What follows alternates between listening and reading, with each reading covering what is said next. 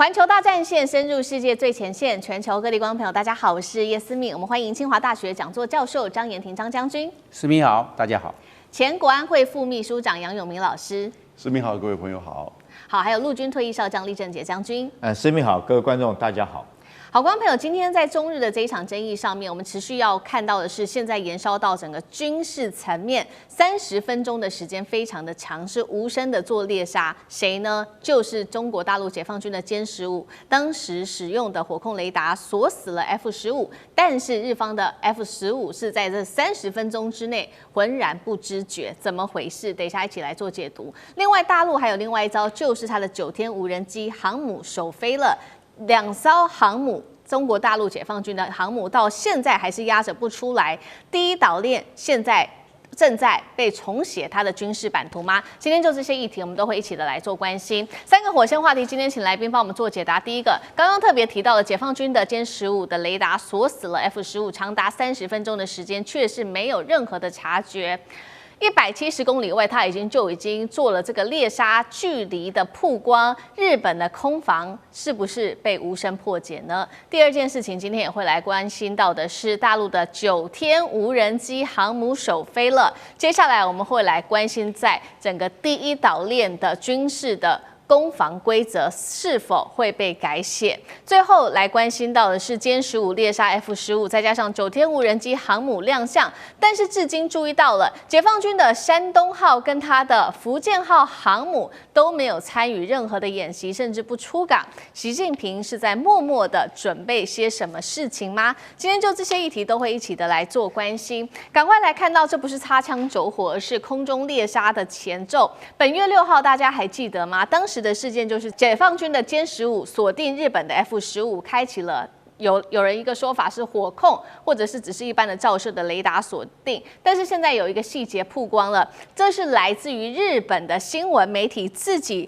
做了一个报道，说歼15的雷达探测距离长达170公里，其实是远远高于自卫队 F-15的雷达只有100公里的一个探测范围。重点是这一件事情更惊人了 ，F-15战机可能一直被锁定，直到30分钟之后才发现自己已经被锁定了。我们来看佳能的研究员怎么解析这一件事情。他说，日本的 F-15啊，虽然已经改良了，但他认为它的基底依旧是1970年代的战机，雷达性能跟歼15，他认为仍然存在非常大的落差。这代表30分钟之后才发现这个威胁性到底有多大。改良后的 F-15，除了我们看到它的雷达，还有哪一些性能可能不如解放军的歼15呢？张将军怎么看？我认为是这个样，因为这两型的飞机，中国大陆的歼15战机跟日本的 F-15接，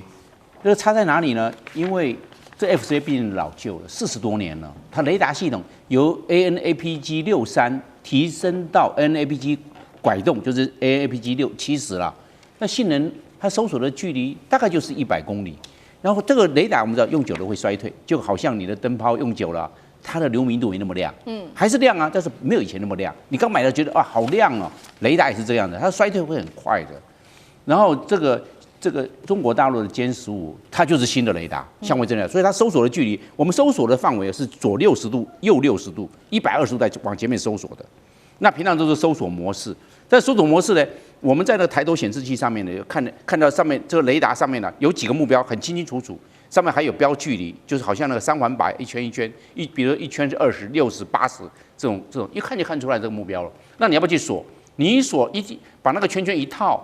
这个 ACQ 一按就锁到它了。它这个搜索模式就进入追踪模式，我们就把它锁定，就是这样。然后 F-15就被锁定了。F-15锁定了，它刚开始有时候还不知道被锁定呢。锁定的时候，被锁定的飞机耳朵会听到嘟嘟嘟嘟嘟，因为它的雷达预警系统就 RWR 就开始接收到信号，你被锁定的信号。那被锁定了，它就会警告嘟嘟嘟，那你飞行员赶快知道我已经被锁定了，对方随时会发射这个对空飞弹来打我，是这个样子。那最重要的问题在哪里呢？最重要是日本的 F-15接距离中国大陆这个辽宁号的航母大军太近，你怎么近到52公里？美国的话是扩清它的空域是200公里，200公里你不能进来，你进来你进来它干嘛？对我什么威胁？万一你一发射空对舰的反舰飞弹，那我不是根本来不及时间，你靠那么近，所以美国是200公里，那你日本跑到52公里，太近，那么近，中国大陆它一定要起飞拦截，不拦截，它算失责啊，指挥官一定会下令啊。但是今天日本犯了2个错误，一个距离太近，第二个日本用兵错误。日本的E-2D为什么没有起飞？它的空中预警就要起来嘛，日本没有起来空中预警，日本犯了这个大的战术错误。那个中国大陆的这个辽宁号航母打击群呢，我们知道它旁边呢有飞弹驱逐舰跟飞弹护卫舰，这个舰上有对空搜索雷达，对空搜索雷达把这个信号收到之后呢，把这个信号告诉这个歼15，歼15有它机载雷达，又有这个军舰上面的对空搜索雷达的讯号，又给歼15，所以歼15看得好清楚，整个战场透明度就出来了。日本没有战场透明度，中国大陆有战场透明度，是差在这个地方。所以今天站在整个搜索，我们知道做任何的战术动作都要有目标获得，在目标获得上，中国大陆占了优势，日本占了劣势。为什么E-2D不起来？美国的EP-3，美国的这个空中雨机为什么也没帮助日本？没有，就是你自己去执行任务。所以日本在调兵遣将上面出了一个很大的问题，距离又近，又没有派空中预警机。中国大陆它有对空搜索雷达的军舰，跟它做就 link 就是链接。然后又自己的这个机载雷达，所以我们来看这2型的飞机在战术战场上，中国大陆就占了上风，日本占了下风。第二个在性能上面呢，中国大陆这个歼15的雷达是新的170公里的搜索距离，很远。日本的 F-15J 是100公里 ，NFG 70嘛，就是100公里。那你这样的话，谁先发现？在战场的布势上面，中国大陆占优势；飞机的性能上面，歼15也占优势。当初日本的 F-15J 它是第一代的，它第一代的时候，我们知道那时候是类比信号。我们现在战斗机都是数位信号，而且都是飞控 （fly by wire） 线控，非常灵敏。那 F-15J 那个时候还是钢绳的时代因为是40年前是类比信号在这一方面，整个空战空优的这种状况，还是歼15要比日本的 F-15J 来的略胜一筹，我们要这样子看，因为你要知道，现在都变成能够 link 在一起了。当然，日本有老一代的 link 的模式，但是问题是跟先进的比起来，因为结构的问题，你有时候改飞机这个改那个改有它空间的限制，还有电压的限制，还有软体的限制，好复杂。你解决电的问题，软体解决了没有？没有，还是没有办法。你有解决了电的问题，也解决软体问题，你散热问题解决没有？还是没有啊。所以环环相扣，好复杂最后一个我要谈电战。那电战能力的话，我判断美国没有把中共的电池频谱，美国所收获的分享给日本，没有。没有给你，除非钱给我，因为这是我宝贵的军事情报。你日本给我，美国你不给我也不给我，这是我的宝贝。而且不能外泄。我判断没有给日本，所以日本对中国大陆的电战的参数并没有完全掌握，所以那它只有我们知道打仗打电战你要干扰霹雳1洞、霹雳12或霹雳15的空对空飞弹，电战系统很重要你有没有这个日本的 F-15J 有没有具备完整的电战能力？因为它到最后是自我保卫，你这个自我防卫的。日本没有 F-18的咆哮者的这个电战机，那靠自己飞机的自身的电战能力。他那天也没有派他自己的电战机你没有派电战机，那你要靠自己的这个自卫式的电战系统。有没有挂电战夹舱？我判断他也没有挂电战夹舱。那你的电战能力是非常弱，你只能丢火焰弹跟干扰丝，你就靠这2个传统，丢火焰弹、丢干扰丝，那是影响有限的。万一中国大陆的霹雳15的空对空飞弹跟霹雳1洞的空对空飞弹是具有抗干扰能力。那你这个干扰丝跟火焰弹是没有用的，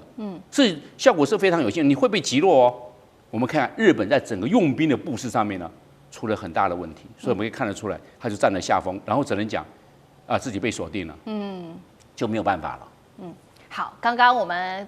这个张将军特别帮我们就目前这一战中国大陆在空优上面的优势，包括这个歼15大赢 F-15上面的优势，不管是在雷达性能、电站能力，甚至是战场的透明度上面，可以看到大陆的优势。其实我们要看到，大家都在看说，除了歼15它有这样子的优势之外，习近平手上最重要的牌还有哪一些？而且是慢慢出来的，因为这是今天的最新消息，来自于新华社最新的证实哦，已经讨论的很久的，其实就是被外界称为是空中无人机航母的9天无人机是终于啊，在陕西的蒲城完成了首飞。9天之所以特别备受关注，就是因为它的性能非常的强。等一下会请厉将军来特别带我们看，它采用的是通用平台模组化设计，具备大载重、高升限、宽速域还有短起降等核心的功能。它可以航行时间长达12小时，那么转场航程7000公里，最大的负荷能量达到了6000公斤。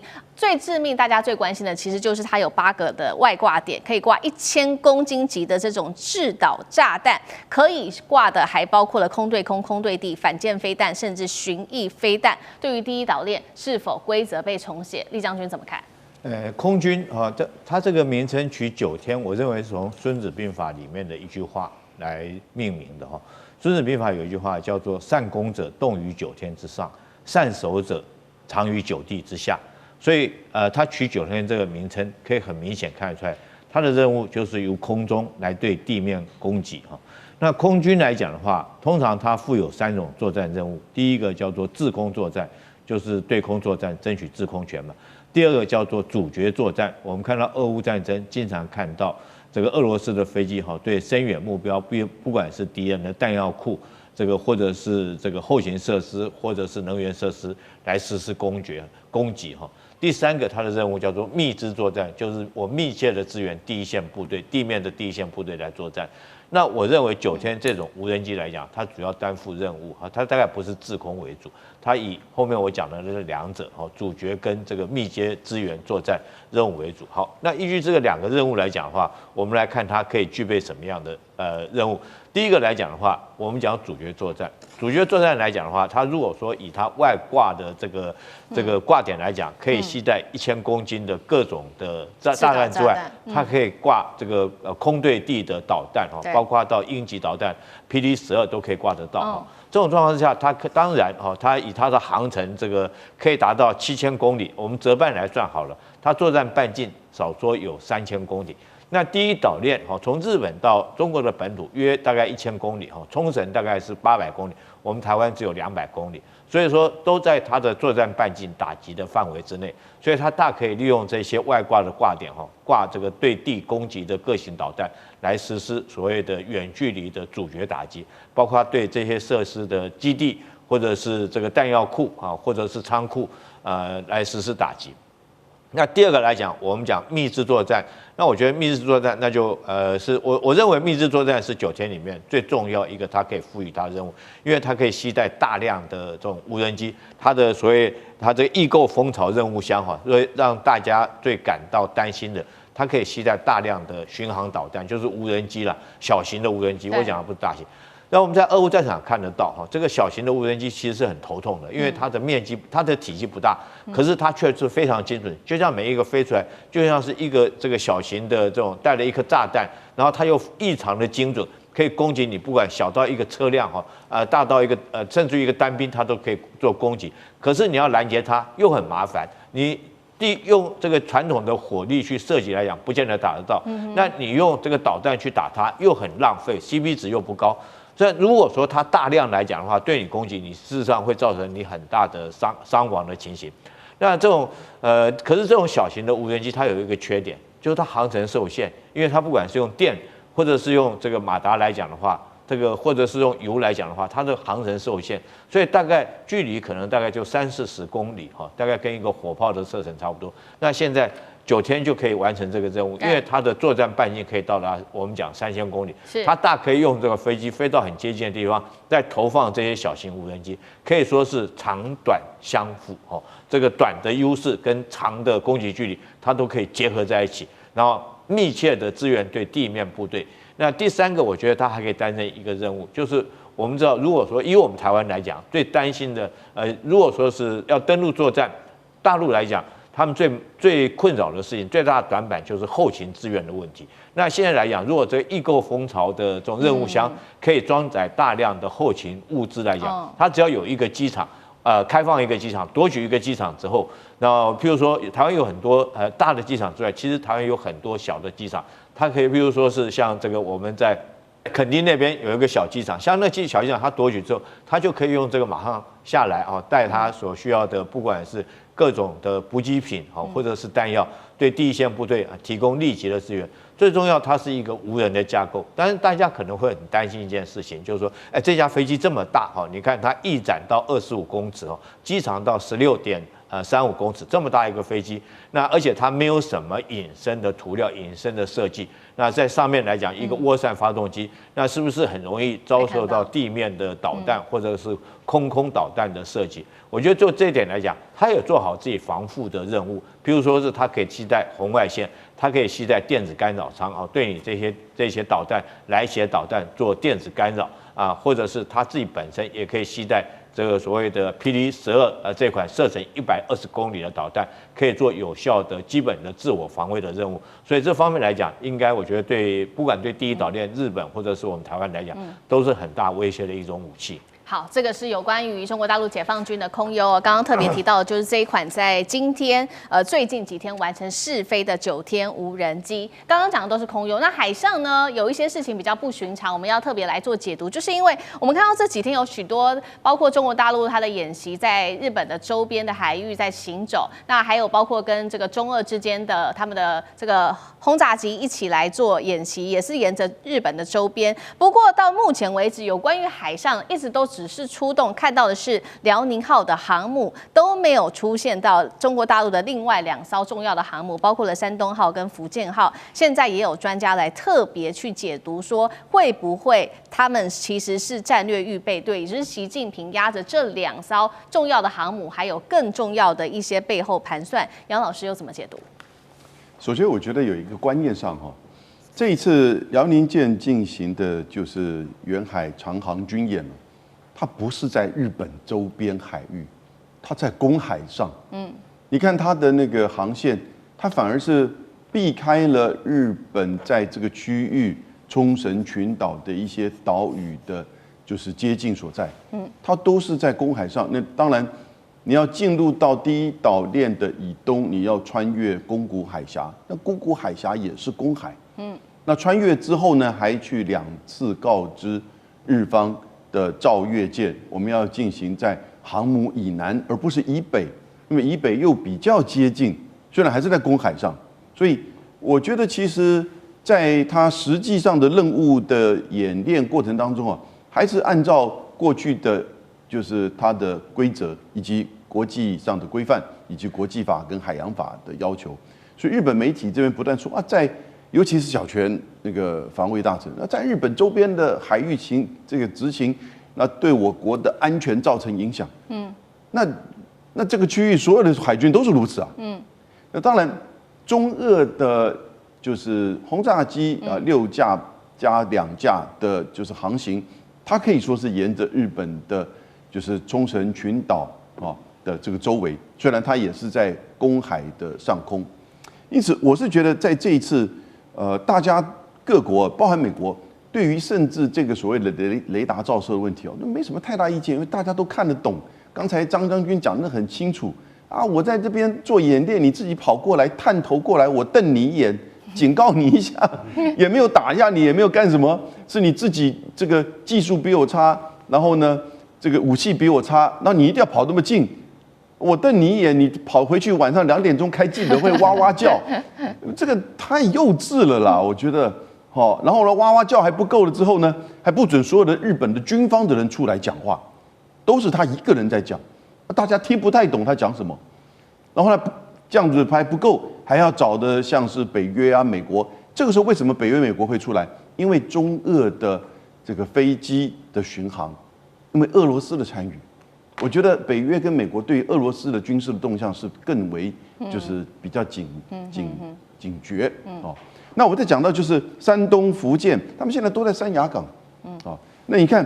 辽宁舰是12年服役，山东舰是19年，福建号呢是25年，今年，你这一次他派辽宁舰做相关的服役，当然第一个这是演练，第二个也是针对高市讲的台湾有事，某一种程度军事上的一种就是威慑，那